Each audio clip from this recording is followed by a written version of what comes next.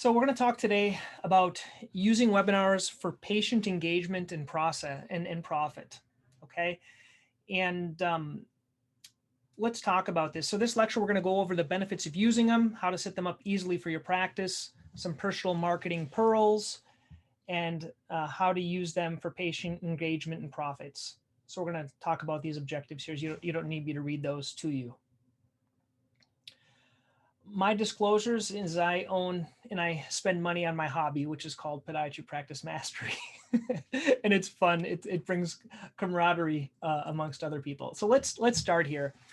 What are webinars? Basically, you can see the screen here on the right. This is one of the recent webinars that we did. It was called All About Achilles Tendonitis. And I'd like to tell you our experience, our blunders, and kind of what worked, what didn't work, and how we've kind of went on to improve this. Basically, in terms of webinars, one of the big struggles for us in the podiatry realm is we've always loved doing talks when we get invited into the community. And if you read about any practice management, they always say you have to go out and lecture in the community, go talk to the Rotary Club, go talk to Toastmasters, go talk to some other type of a group. But how do you do that during COVID? You can't. You can't do any talks. And I was kind of scratching my head figuring how in the world can we do this? How can we get in front of our patients and give them something of value? And locally, I kind of talked to our local television program, a television. We have every city has like a local TV, nonprofit TV station. And I used to do like programs there once in a while, but it was only like it was like the Don show. It wasn't there was no one else involved, and I wanted a way that I can incorporate my three other colleagues in private practice. And so I kind of came up with this idea and I tested it out doing a webinar. And I want to walk you through how we kind of got 40 to 50 people on each one of our webinars. And then those patients then come in based on those diagnoses. And then you can use it for a lot of other things. That's how kind of our progression and our mistakes. If you look at that picture on the right, do you see this little covering here? Well, the reason for that is when you're on a webinar like Zoom, it shows everyone's faces. And I was worried about showing all my patients' faces because I recorded it the wrong way on the first one. And yeah, so you learn by your mistakes. That's what I'm hoping to share my mistakes with you so you guys don't have to make the same mistakes and kind of walk you through it. So this is for you if you want to provide more valuable content to your patients. If you want more content for your website, so it's not just about doing a one-time webinar, it's about reutilizing that content. You're going to have a great video that then you can share on YouTube, you can share other places. You enjoy teaching and educating your patients. You want to train new doctors. This is a byproduct I found of doing webinars, is we have another new doctor here. And I don't know when you're hiring new doctors or when you were a new doctor or even a resident, I think we spend time visiting other doctors' offices, and you really, when you see them with a patient, you're just amazed. You're like, wow, how did they say that? And that's just repetition, your spiel or how you talk to patients. And what the struggle was is we had young doctors in our practice.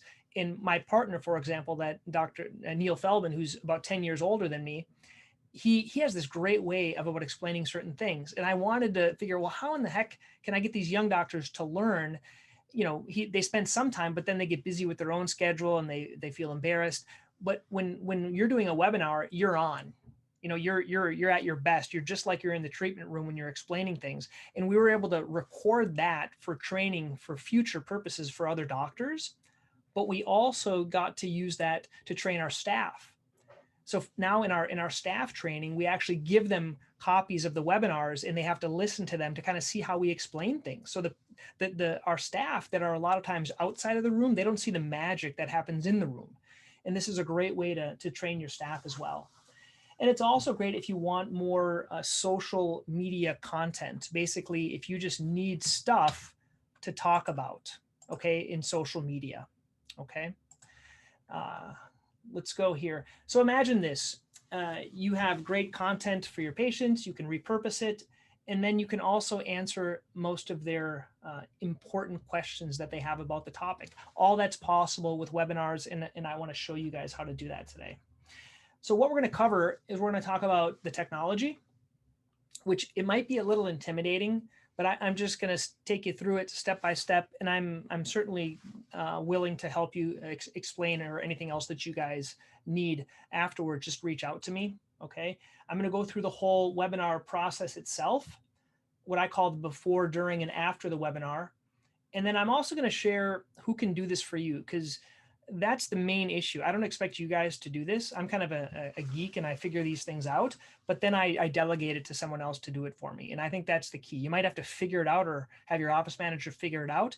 But once it kind of gets set up, it's in your schedule. It's just, okay, this is the topic. And I'll kind of go through how our workflow is so you can get someone else to do it for you. That's the key. So you can do other things that you like to do. Okay, let's talk about the technology. Number one here, I know you're all looking at my slides and you're looking at the other things. I can't connect on a Mac. Okay. Jim, maybe you can help him. He's got a question with his Mac asking for a meeting passcode. I don't know if you have access to that. Sorry about that. It should just be that link that we sent out. So let's talk here about the email list. The email list is really the key. So when we're doing webinars, we aren't doing like Google AdWords, or we're not just putting it on our website and hoping people show up. For a webinar, you're picking a topic and you are sending it out to your list. And we, in our office, we have a list of about 30,000 patients, because we've been just developing it over a long, long period of time. And we send this out to all of our patients, and they can be kind of, they can be helped with the content. Okay, so the main first thing, don't make your webinar unless you already have a list. Otherwise, you're going to be talking to an empty room. Okay, and that's going to be really boring. So first you need the list, and I'll kind of explain a little bit more about what you're going to do with that. Then we do registration via Calendly. There's a couple ways of registering, and I'm learning that even with this Podiatry Practice Mastery thing. For these group sessions, we tried to do it via this Calendly thing, and it didn't really work. Okay, so then we just ended up sending out the same link every time. I don't like doing that. I like using Calendly, and I'll explain why. Because it gets a whole bunch of emails prior. You do the actual webinar, and then it has this post drip sequence with it, and I'll kind of walk you through that as well. That's how you make people register. If you look here on this screen here, you can see this is one of them that I did. It's called All About Achilles Tendonitis. It shows here a 45-minute webinar. The web conferencing details will provide upon confirmation. So this all Calendly does it for you automatic. You just hook in your Zoom account. It can be like a free account, but usually if you want to go over 45 minutes, you have to do a paid account. And then this is kind of what I wrote out. What are the newest, easiest, and best treatments for Achilles tendonitis? And this is the day, Tuesday, December 8th at 7 p.m. We're going to go over these topics. This was the Calendly invitation. So basically, I sent out an email to all my patients and a text message. Hey, we're doing this webinar. Why don't you join us if you're interested in this topic? And then they choose the date. Okay, that's how the Calendly works. The other thing is you need technology using either PowerPoint or Google Slides. I, all day long, would prefer Google Slides. We have 4 doctors in the office.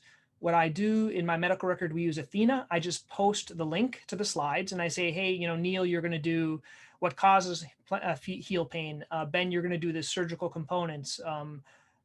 Sam, you're going to do kind of what types of shoes and orthotics you're going to use on the topic. We divide it up and everyone kind of goes to the Google Slides and they add in different slides and they edit those slides. Okay. And so here's an example of some of the slides. Now I know these look professional, and I'm going to also explain how you can make yours look professional. Mine look pretty crappy in black and white in the beginning, but then I just sent them to someone in Fiverr. This is the Fiverr thing right here. And for 20 bucks, they lay them out nice and pretty for you. Okay. And that's a really big tip. Okay, because you don't need to waste your time making beautiful looking slides. You have to just get the content down there, main ideas, a couple of pictures, and then just pay someone to do it. Okay, and then finally, it's the Zoom. Zoom is, I think, the easiest way. You could do it some other way, but I find Zoom is really the easiest. So I'll show you my way if you guys want to improve on that. This is something when you're trying to make implementing things in your practice. Just do what someone teaches you first, and then try to improve it.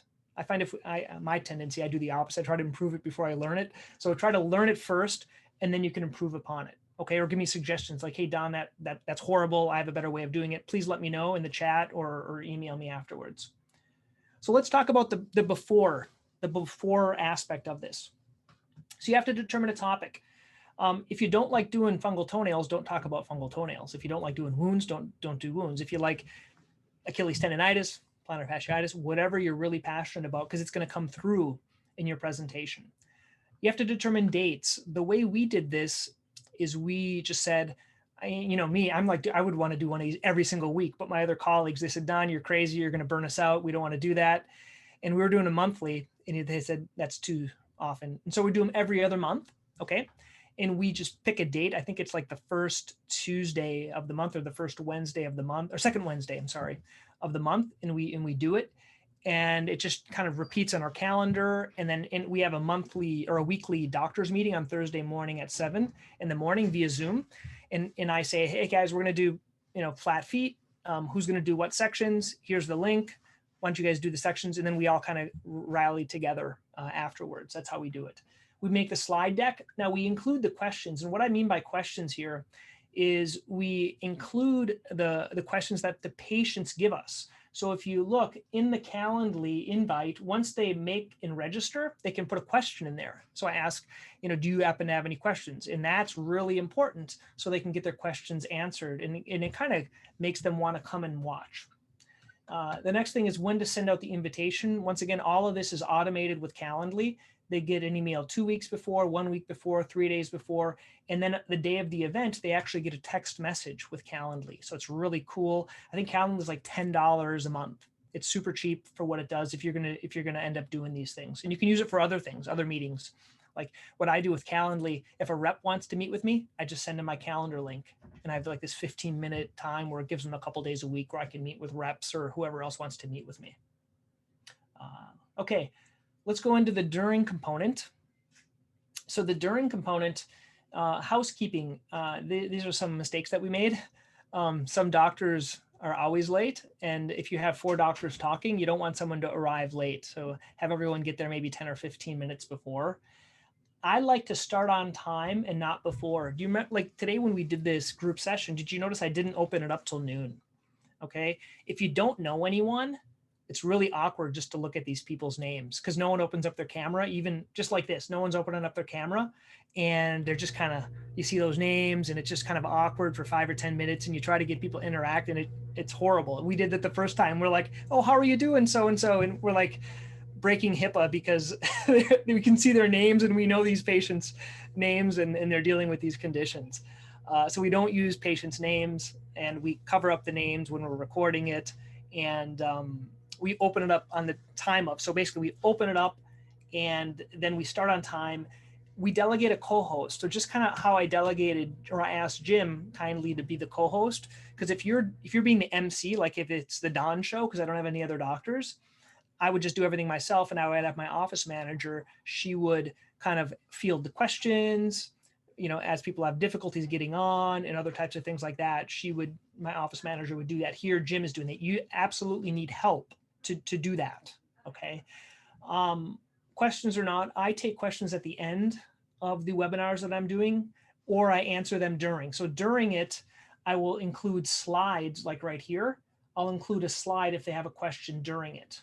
Okay.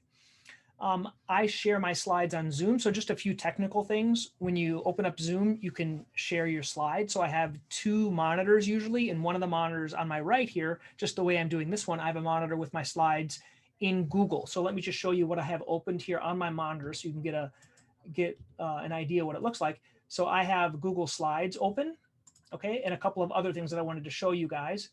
But I have this open on my other screen and I just hit present and it shows up full screen. So I had it going already and I just hit present. So you guys didn't know I had other things open up there. Okay.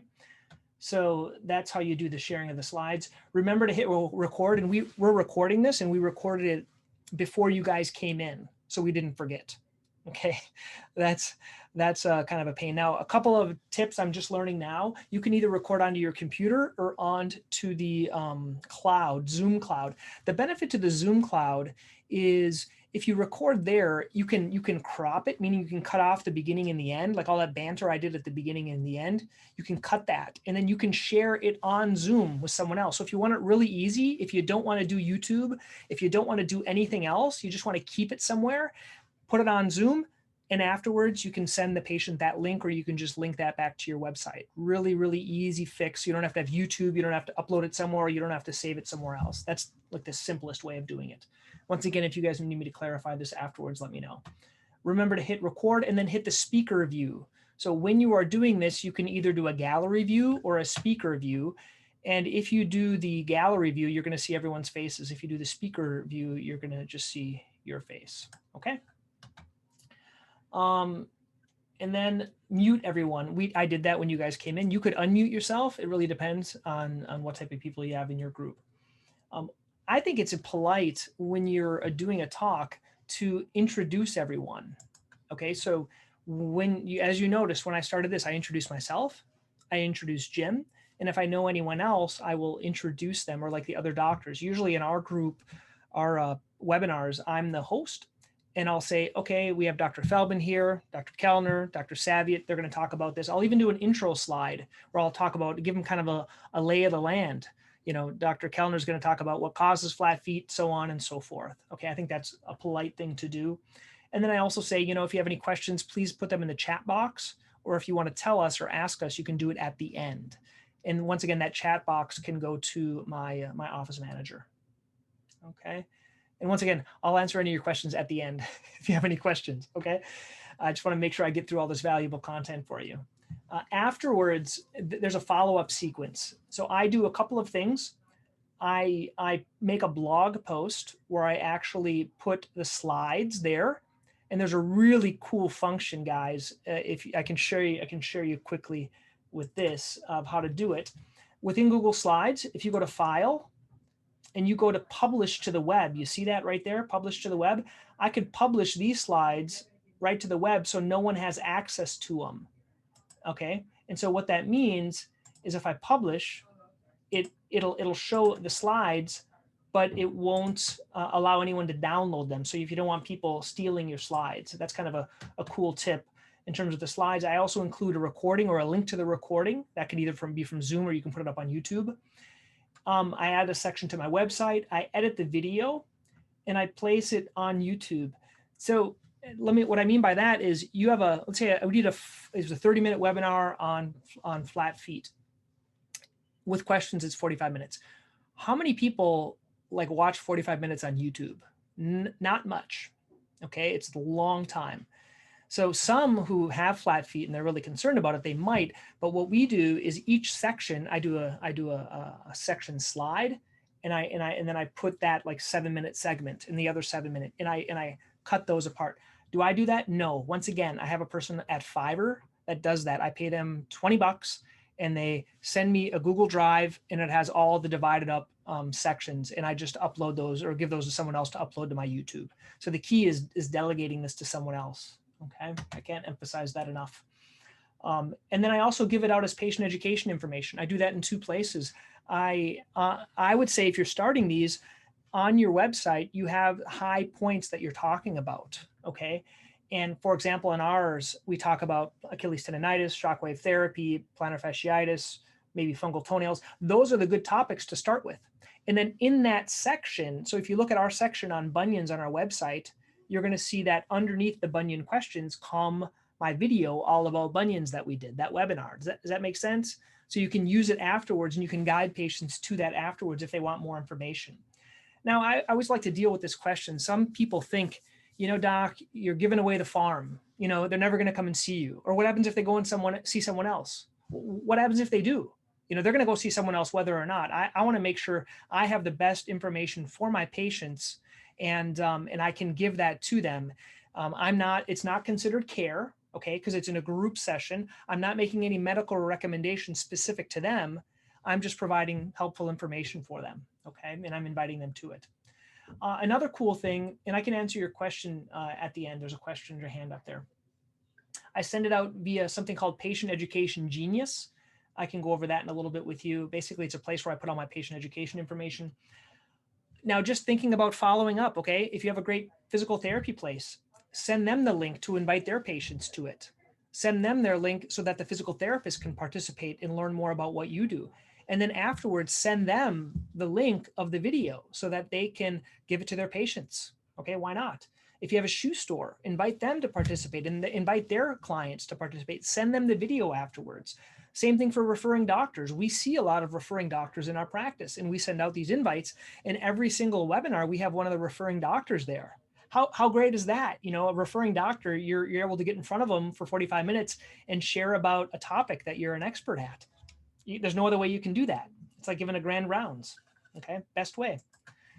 And then finally here, I wanted to spend some time is when you think about this, and this is something that happened to me when I think about all this stuff, like I have a lot of ideas, and I get bogged down because we only have so much time, because I'm seeing patients full time. I have 2 kids. I have a family. You need people to do this for you. I'm not saying, doc, if you're here today, that you need to do this. Okay, you don't need to do this, and I'm willing to help to teach you how to do it. You may have to figure it out in the beginning, or use some of these things, but then you certainly delegate it to either your office manager. If you've never used a virtual assistant, there's a couple of places you can get them. If you want to do task by task, I think Fiverr works really great. So they do video editing for me. They set up my PowerPoint slides. They do all that stuff via that. And they also have something called Fancy Hands. So for example, Fancy Hands, you can either text them or email them like little tasks, and they charge by 20-minute segments. So if you want something edited or proofread or something else like that. Sorry about that. They're vacuuming up probably toenails out there. That's a vacuum there. So a virtual assistant works. And then a doctor with time and ability. A lot of times in the beginning, you might have a younger doctor that works with you, and they have more time than patients. So you give them this task to do, and they can set things up for you in the office. Here are a couple of references that I talked about if you want to write some of these down or just ask me afterwards. Okay, but Calendly is where you register things. Zoom is what we're using now, so Zoom. Fiverr is where they do the work for you. Fancy Hands is they do kind of other work for you, and Google Slides is kind of what I recommend. Okay, so here's my email if you guys have any questions. I'm gonna show you a few things that we're working on right now, and then we're gonna hopefully end at about 30 minutes so that we can do some of the breakout rooms and answer any questions that you guys may have. But before I do that, I'm just going to show you the actual practicalities of this. Okay, so practicality number 1. Here is the next webinar that we are going to do. It's called All About Flat Feet. We made this on Canva. Canva is a free app where you can make things like this. They look kind of professional. My wife made this. She took our logo. I don't know how she did this, but she did it in about like 2 minutes. And when we're advertising it, we put the date. After it's done, we remove the date. So I have another one just like this without the date on there. So it's evergreen. Okay, evergreen means you can just use it forever. Here's the actual wording that I use. Please join us for a webinar on flat feet. What are flat feet? What are the options for your children? Join us next Tuesday, February 9th at 7 p.m. where we're going to do this 45-minute Zoom webinar. Once you register, you can include a question. Here's the registration link. Please click to the right. Basically, this is on the calendar. I'll show you that in a second. Here's the registration link. So let me go to the registration link. Here's what it looks like. Okay, exact same verbiage. Oh, and then I put here, if you need an urgent appointment, please call. Because some people, they might not really want to do a webinar on flat feet. They might just want treatment. They could care less about a webinar. Okay, so I just want them in the office. They click this. This is the only date that I have available. It's at 7 p.m. They hit confirm. They put their name, their email, and then here is where they can put a question in if they'd like it answered. This is really cool. Okay, it's optional, but they can say, doctor, what orthotics should I wear? Or when do I need surgery? Or things like that. And then I can include that in that section. Hope that makes sense. I also include this disclaimer, okay? This webinar is not intended to be a substitute for professional medical diagnosis, advice, or treatment by a trained physician. Seek the advice from your physician or other qualified healthcare provider. You can just go to my website and copy all this if you want to use it. Okay, just switch, or you can do flat feet. I don't care. I agree. Text message. This is the cool thing as well. It'll text them to remind them, because even if patients have the best intention to participate, they're going to forget. Just like with these webinars, everyone signed up. We had a lot more sign up than are actually here. Good intentions. Okay. Here's the back end of my Calendly. Okay. So basically I have all about flat feet here. And here's these other things that I have, like patient experience call. If I want to talk to a patient about recording a testimonial, that's kind of a cool thing. I say, you know, Mrs. Jones, tell me about your bunion surgery. And then I'll do a little 15-minute interview and I'll interview them about that. Here's the strategy call with like strategy call for podiatry practice mastery. So like if you guys want to get a 30-minute call in my schedule and we can talk about, I don't know, what you want to do and what I can help you with, or about this or anything you want to talk about, that's how they do that. But this is the flat feet one. So the way this works, if I'm boring you, let me know, but I'm hoping to finish in 2 minutes, okay, with this portion. About the event, you put the name, you put what's in it, what you're going to do. I put 130 people because I only have 100 on my Zoom, but you know, I never get 100. I haven't yet got 130, but you know, about 30% won't show up. So I don't care if it's overbooked. Here's the time available. The only one date you can see is this one date. And the way you do that is you just put times you're available, 7 to 8. That's the only time that's available. Invitee questions are made right here. Name, email. Do you have a question you'd like answered? And then disclaimer. And they have this cool like workflow thing where they can do an email confirmation, email reminders. These are all really easy things to turn on. And the text message reminder, I think it's like $10 a month. It's really worth it. And then you can confirm. They do a confirmation page. And then if you wanted to charge, you could charge too. You know, I don't charge, but I could charge if I wanted to. So that's kind of a cool thing as well for that. So that's kind of how that works. Basically, my slides are very similar to the slides I'm using right here. We kind of work on it together. So that is that. Anyone that was here, does anyone have any questions about the webinars or any other thoughts about it? Or any other interesting topics you might want to be interested in to learn about? Sheila talked about more high-tech things or used ways to use technology. So you talked a little bit about the technology, Dom. Can you kind of run over, like you mentioned the Calendly was $10. Can you kind of go through the different tools and let them know kind of what the cost per month would be? Yeah, so the question was, what are the costs for these things? So Zoom, I think the one I have is 100 people. I think it's like $15 a month because it's up to 100. I don't have the free one for 45 minutes. The other thing would be the Calendly. I think it's $10 or $15. And the only reason it's 15 is because I have the text messages, because I think it's the text reminders is really important, especially when I do these other types of interviews with people like one-on-one. It's not so bad when you have a group, but if you're doing stuff one-on-one, people forget. They sign up into your schedule and they forget. So Fiverr, that's my favorite. I think I actually have some slides, but basically the guy that does the slide development. So what I send him is black and white slides. I put a title and a couple of bullet points and he designs everything for me. I pay him $20 for 10 slides. And so if I do 20 slides, it's like, you know, $40. Okay. So that's what I do with Fiverr.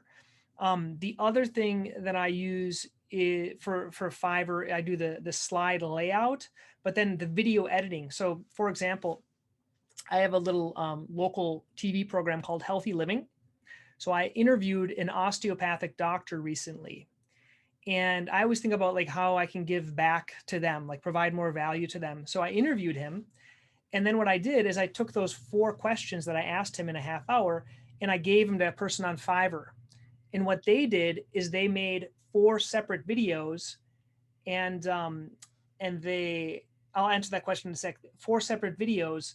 And then they put the title slide, got rid of me, and they just did a video just about this other guy. And so I gave him all those so he can use them on social media. Okay. There was a question, how do you make slides to begin with? Let's go. I'll show you how to do that here. Okay. So how to make slides.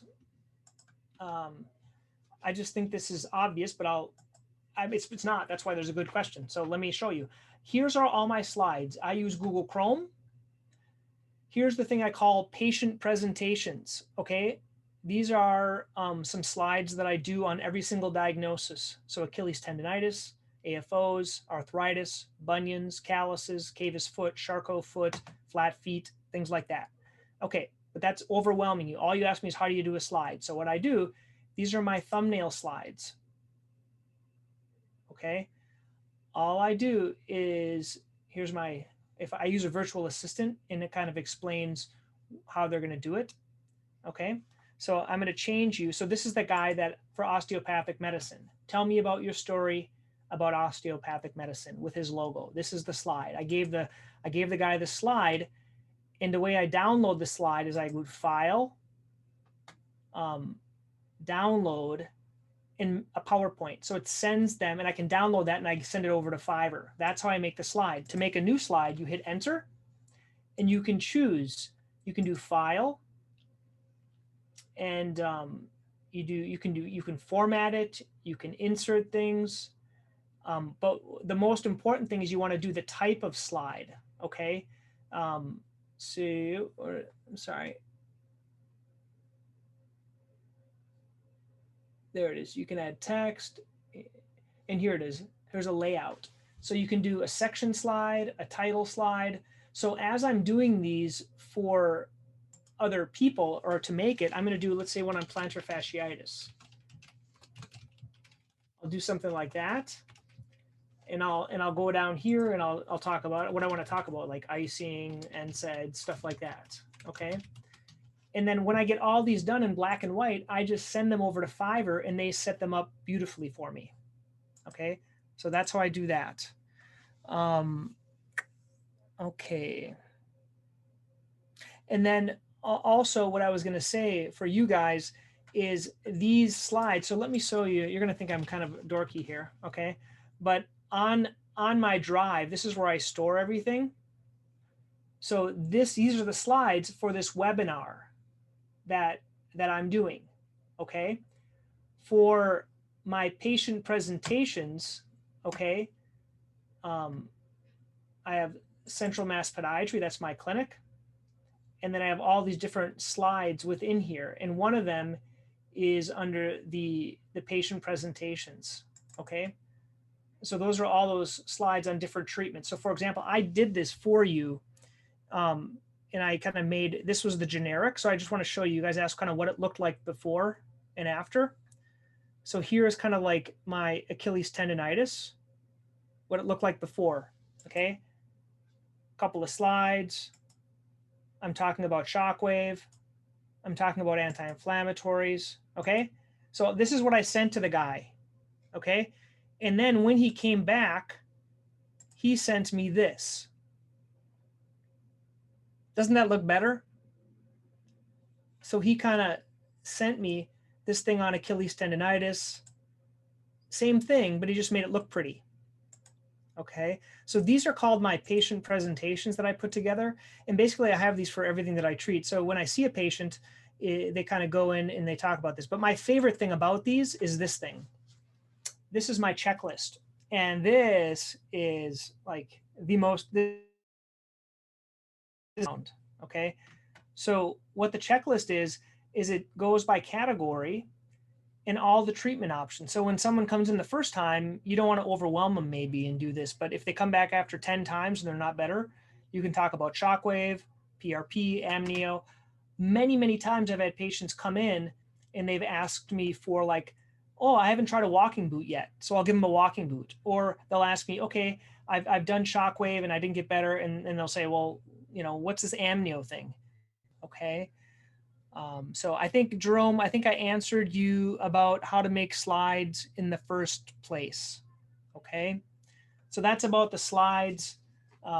And so we do the same thing when we're doing like plantar fasciitis or Achilles tendonitis or things like that. Okay. What other questions do you guys have? Let me show you the last slides that I just made on, it was all about Achilles tendonitis here, and then we'll finish up. All about, so I did all about bunions. So this is the one I just did. This is the one all about Achilles tendonitis. So with these slides, they didn't look this pretty, the actual ones that I used for the presentation. So all about Achilles tendonitis. Dr. Feldman did the causes and the home treatment. We talked about it. He talked about the gastroc, about the hamstring, about the pelvis.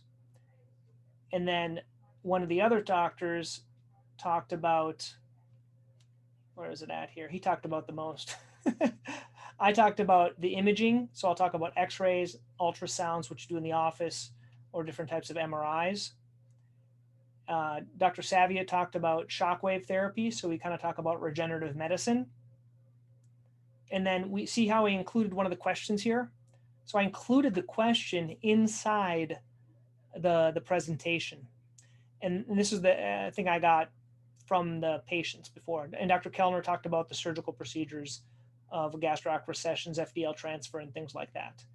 And and then here are some of the other questions that we had. And then at the end, we asked, hey, would you like an appointment or learn more with that?